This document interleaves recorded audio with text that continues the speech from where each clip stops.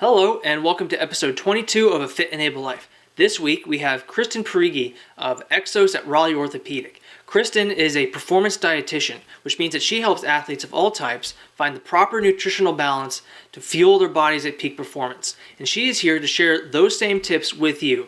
So, here we go. Well, Kristin, thank you for meeting me here at Bond Park for another broadcast of our A Fit and Able Life. We're very glad to have you here. Thank you for having me. Our pleasure. And we just wanted you to start off by telling us a little bit about yourself, your history, and what you do. So I'm a performance dietitian with EXOS, and what I do mostly there is help our athletes with their nutrition and a lot of corporate wellness events. So we'll do a lot of nutrition talks, lunch and learns, type of things like that. Okay. Well, so your population then isn't just athletes, because being with EXOS, people always think of athletes, but you're... No, actually that's like kind of why they were formerly Athletes Performance, and then they merged with their core performance division, which actually was a lot of corporate wellness type things. So we see everybody from the moms trying to get back in shape all the way up to the elite athletes. It's pretty awesome. That is cool. I like that. I like that a lot.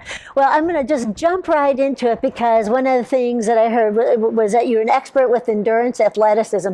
What is the best diet for athletes? There is no diet that is going to work for everybody. Okay. So when you say the best diet for athletes, there's no magic bullet, no recipe that I can give everyone.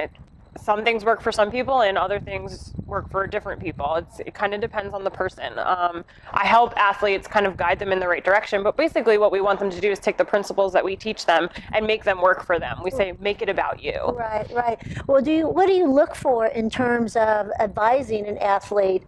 Do you look at their body type? Do you look at what they're currently eating? Yeah, all of that. We kind of consider we consider their goals, their performance goals, their weight goals, anything like that.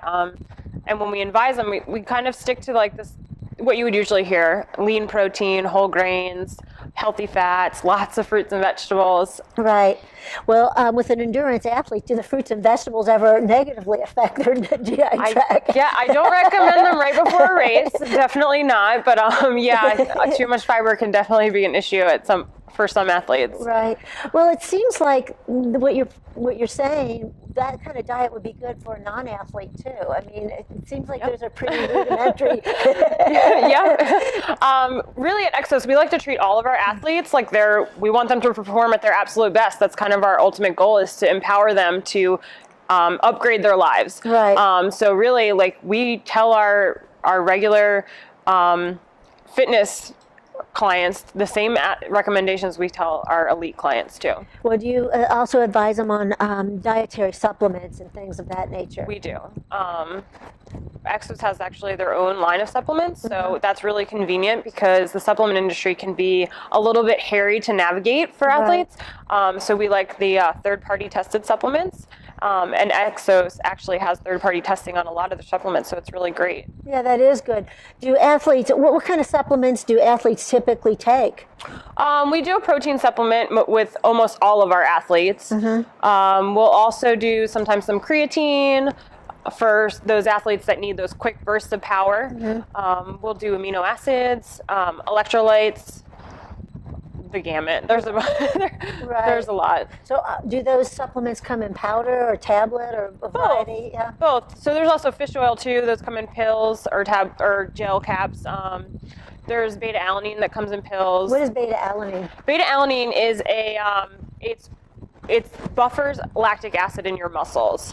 So it's actually breaks down into carnosine in our muscles, so it helps buffer that lactic acid. Again, just like creatine for those quick, short bursts of energy, it helps to prolong our time to fatigue. Well, when you're talking to an athlete, obviously people want to be lean. How do you determine the best caloric intake for an athlete?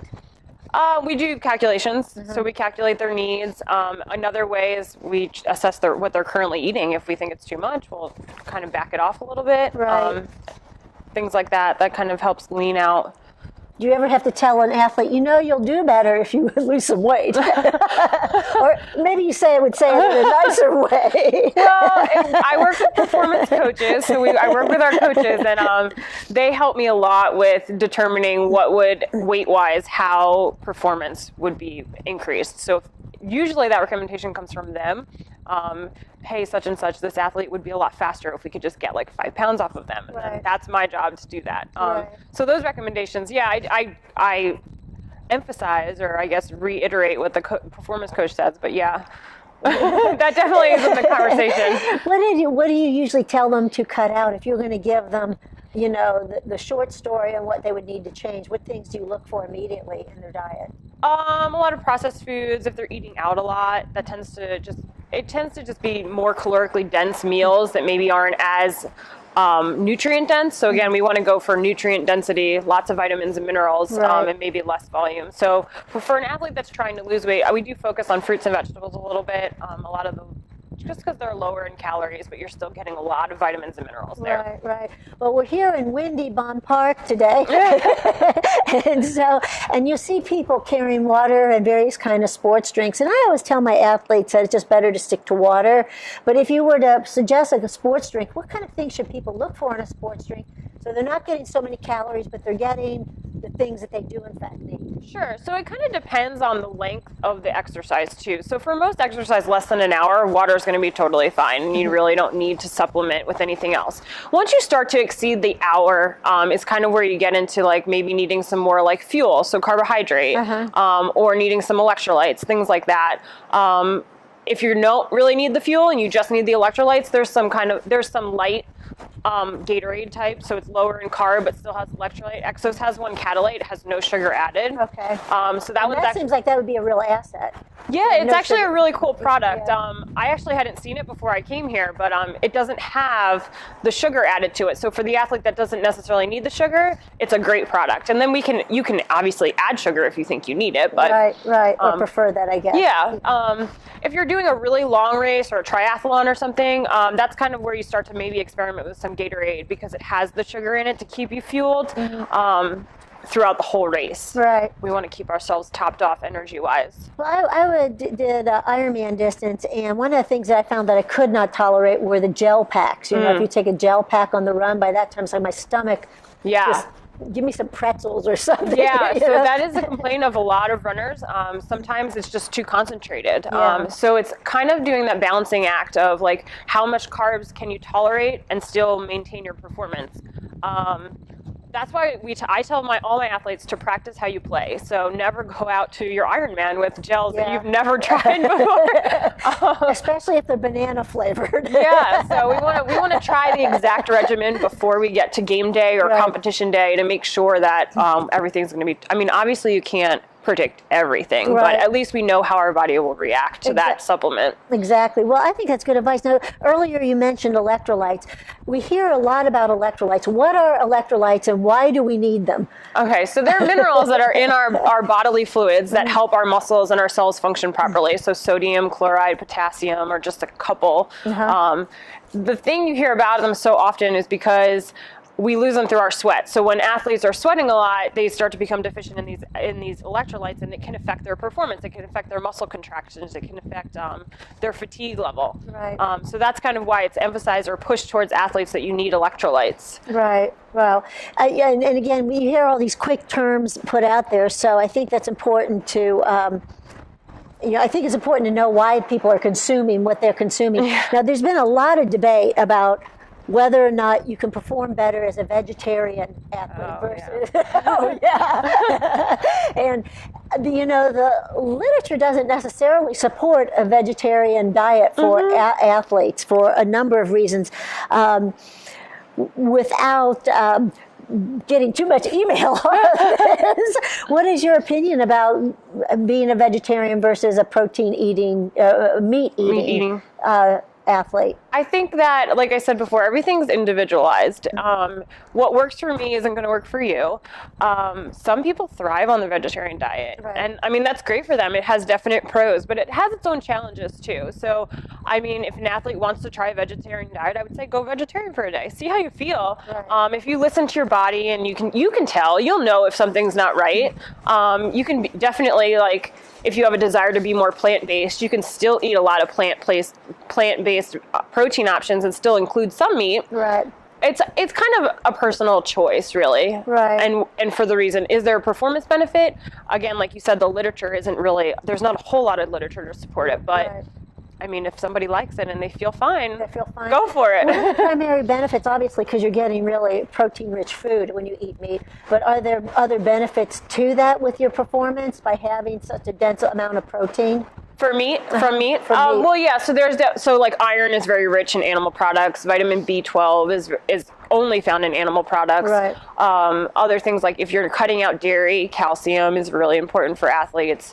So yeah, there's a lot of things in those other protein sources that we wouldn't necessarily get in vegetarian ones. Creatine's another one. Creatine is found in a lot of white, like fish and whatnot. Right. So if you're not eating those foods, you may not be getting those in a plant source. Right.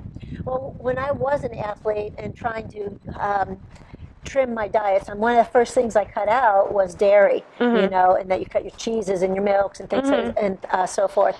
And that can have real effects on female athletes by not getting the calcium they need in terms of bone density and so forth.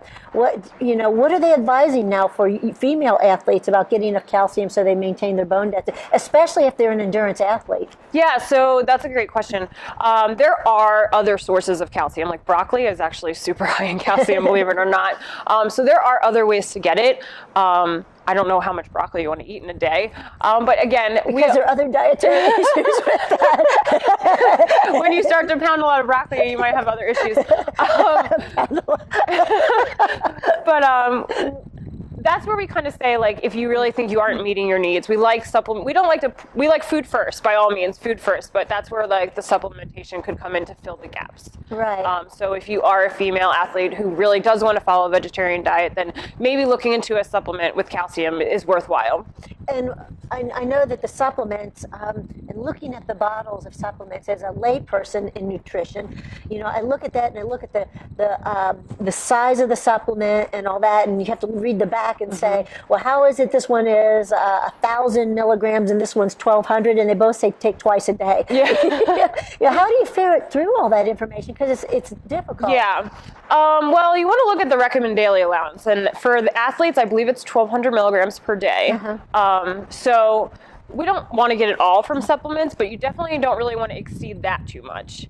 And then again, looking at the third-party testing to make sure that you're getting what you think you're getting in that bottle is really helpful too. How do you distinguish if it's a tested Usually there's a logo on it. So there's two that I particularly like. It'll be NSF, and it'll say NSF Certified for Sport in a little circle on the bottom. And then there's another one that's called Informed Choice or Informed Sport, and it's a check mark, a green check mark on the bottle. And that says it's been tested, and it's a clean. You're not getting something else. You're not getting dishwater in your tablet. Yeah, you're not getting a sugar pill. You're not getting a sugar pill. Because placebos work great on me. They do. Speaking of sugar pills, now sugar has really gotten a lot of bad reviews in the literature, popular media, and everything like that. Does sugar negatively impact athletes' performance? So taken immediately or before, just in general? Well, both. Immediately before. Well, in general, like we don't want a lot of high spikes in blood glucose and then pits and valleys. We want to stay nice and level throughout the day. And that's going to be limiting our sugar, not totally eliminating, but just kind of limiting it and spacing it out periodically, not eating a whole lot of sugar in one sitting type thing. Right before performance, again, it kind of depends on the person. I'm sure there's plenty of people that can eat a donut and go run. Right. And those people are fine. And then the next person is like, oh my God, my stomach is killing me. Yeah, we saw some of that a few weeks ago with the Krispy Kreme run. Exactly. So some people will be fine. And again, obviously we prefer maybe like slower digested carbohydrates to last you longer throughout that race. Right. Another important thing to consider is if you're going to have a chance to refuel during the race, do chews sit well with you? Can you have a chew or a goo? Right. If not, then you probably want to stick to those slower digesting carbohydrates to keep your energy up. Right. I mean, if not, and you do really well with a piece of white bread and peanut butter, I mean, if that's what's working for you, again, it's that individualized thing. We just want to top off our sugar, our glucose stores. Right. Now, physiologically, why is sugar bad for us? So sugar will spike our blood glucose, which then requires more insulin. And over time, if we're not exercising or we become overweight, that's when we start to develop insulin resistance. And therefore, the insulin, what it does is it grabs that glucose and carries it into our cells. And our cells can then use that glucose for energy, essentially, break it down for energy. If that insulin can't get into the cell, then the blood glucose is just floating around in our blood and not being used. Right. And then there are all sort of health issues with that. Right, exactly. That's how you Right. start to develop like pre-diabetes and things like that. Right. Well, how early do you typically see a pre-diabetic? Is it just based on how much sugar? It could happen at any age then? Like, do you see pre-diabetes in teenagers? I think that it's getting younger and younger. I don't know the actual average age. But yeah, I mean, it can happen. Again, everybody's body is different. Everybody's Right. body functions differently. And it can be how much sugar you've been eating. If you've been eating a lot of sugar all your life, you're probably more likely to develop it early. But Right. Well, I love desserts, so Yeah. I was really hoping you said, no, sugar's great for you. no, but there's also a number of other factors to consider in your diet too. Like if you're eating fast food all the time, Right. that'll play a role. Your weight, your exercise. Exercise is one of the best ways to prevent insulin resistance. So, because exercise will actually make our cells more receptive to that insulin. Right. So there's a whole number of factors that play into that. So I wouldn't worry if you're having dessert on occasion. That's good to know. Well, I've always thought too that by eating protein or meats and things like that, that helped build muscle. That it helped not only build it, it helped you by feeding it to children. You're establishing a foundation for good bone and muscle strength and everything like that. Is that just a wives' tale then, or is that just? No. Absolutely, it is absolutely true. In order to build new tissue, we need protein. We need amino acids to go and link together and make those muscles. Right. So yeah, if you're trying to build muscles, the best way to do that is to eat at least adequate, if not a little extra protein. And are there protein supplements? Yes, there's. I mean, other than like protein powder and things like that. So you can get protein in a number of ways. I mean, there's shakes already, high protein shakes. You can do the powders. You can do bars. There's protein that's bars. true. That's Yeah. another option. And then you obviously have all your lean protein sources, your chicken, your eggs, your fish. Right. Beans. You're not mentioning hamburgers in there. Hamburgers okay if you. I would prefer if they're made at home with Yeah. that lean ground beef. Yeah. That's your best bet. But I mean, every once in a while. We talked about sugar as being bad for you, but sodium also, you see a lot of sodium in products and corn syrup in a lot of products. How do those come to play with athletics? Can too much sodium in your diet hurt you or make you retain water? Yeah, it can. And so again, it depends on the person. If you're exercising and sweating a lot, the sodium is less of a problem because you're sweating it out. Right. So maybe you don't have an electrolyte supplement because you're eating your sodium, and that's okay. If you're not exercising, a lot of excess sodium, they say, can maybe lead to high blood pressure, Right. which we kind of want to avoid. Again, it really comes from those highly processed foods, though. So if you're limiting those processed foods and eating things that are more fresh, more close to the ground, more how they're found in nature, you're going to avoid a lot of that sodium intake, and probably it's not as much of a concern. Right. I've never heard that terminology, close to the ground. I like that. Well, in terms of with all the literature or magazines surrounding athletic performance, you do get a lot of recipes and things like that for how to cook your food too, and to keep it as crisp as possible and not overcook and things like that. For cooking your vegetables, what's better, steam or boil or micro? Steaming. You don't want to boil. You'll definitely you'll boil out the nutrients into the water. So unless you're going to drink the water. I do not want to drink broccoli water. You never know. Steaming is fine. Microwave is good. They actually say that you may retain more nutrients in the microwave. You can bake broccoli, believe it or not. Frozen broccoli. If you buy it frozen, which is super convenient for all those busy people that are working and running around and maybe have multiple children. frozen broccoli in the oven for a little while is actually really good. I do it all the time. It's my favorite way to eat it. So you just put it in the oven, frozen, cook it for how long? I put it on 350 and I cook it until I think it's done, until it's tender. So yeah, I think it's great. I actually think it tastes really good that way. I've never heard that before. And I think I've heard of every kind of food everywhere. Well, in terms of, you mentioned earlier too about iron and calcium. And I do agree that those are important. But I know people too that men that have iron deficiencies that are distance runners, and they have a lot of negative impact of being low iron. And you would not usually think of men needing iron. You think of women needing iron because of their cycle and using that up. Why would a man need additional iron in their diet if, as an athlete? Yeah, so athletes, particularly runners, they have that constant foot pounding, which actually leads to more iron losses. They think maybe it's lost a little bit in sweat. Iron we use to carry oxygen throughout our bodies. So iron sits in our blood and it carries oxygen throughout. So not having enough iron will make you feel fatigued, make you feel like you don't have a lot of energy. So that's why endurance runners actually have a higher need of iron, or a higher loss of iron, I guess is the better term, than maybe their sedentary counterparts. Well, and also, as they say with men, that men should not have certain minerals, in their supplements. Sort of distinguishing between men and women's vitamins and things like that. And a lot of times it is the iron. It is the iron. Yeah, because like you said, women need it because they have their cycle every month, right? So men aren't doing that, but runners, because of the additional stress from the running, it actually leads to higher iron losses. So it's, I would say, if you think you're deficient in iron as a male, get tested. They can test for iron deficiency. Is it blood work? It is. And then if needed, you would supplement. Because, like you said, men shouldn't really have iron in their supplement regularly. We don't want to supplement unnecessarily. But if there's a deficiency, absolutely. Is there a good resource that you can recommend for the folks, where they can get sound information to make these determinations themselves about their diet? Yeah, there's a couple. So SCAN is actually associated with the American Dietetic Association. SCAN. And what does that stand for? Sports cardiovascular. Something nutrition. Yes. I don't remember. That's okay. It's SCAN. I know it is SCAN. I think everyone knows it is SCAN.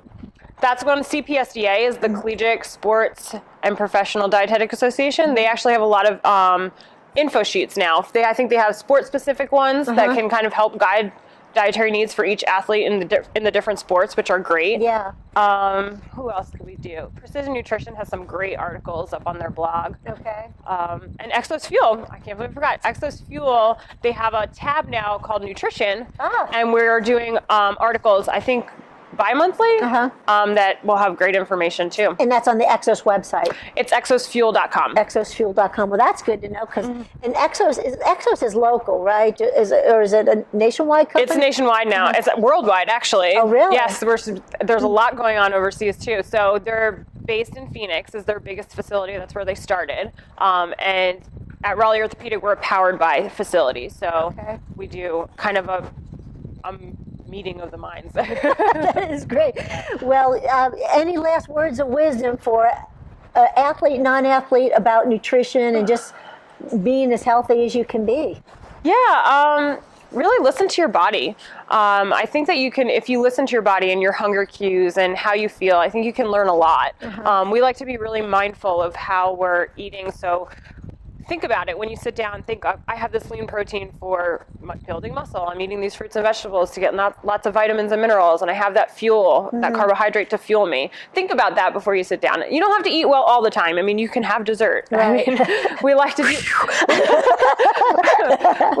80-20, so we make sure we're getting all that good stuff, but we're like also enjoying those good times too. Right.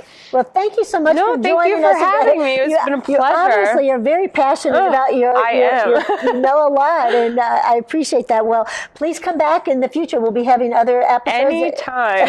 Thank you. If you feel that you're not performing as well as you can, or that your body's sluggish, you don't have the kind of energy, or just something feels off, I think you have some good tips here that Kristin gave you for what to do. First, listen to your body. 2, if that's not working, go see someone, whether it's a physician or a performance dietitian like Kristin. Everything she's mentioned in this episode I have included as links in the show notes. So if you're looking for those kind of supplements or more information on what you can be doing nutritionally to fuel your performance, just scroll down and you can find the information there. Thank you for listening to A Fit Enable Life. And again, if you enjoy our show, please subscribe to our YouTube channel or to our podcast on iTunes. We will see you guys next week.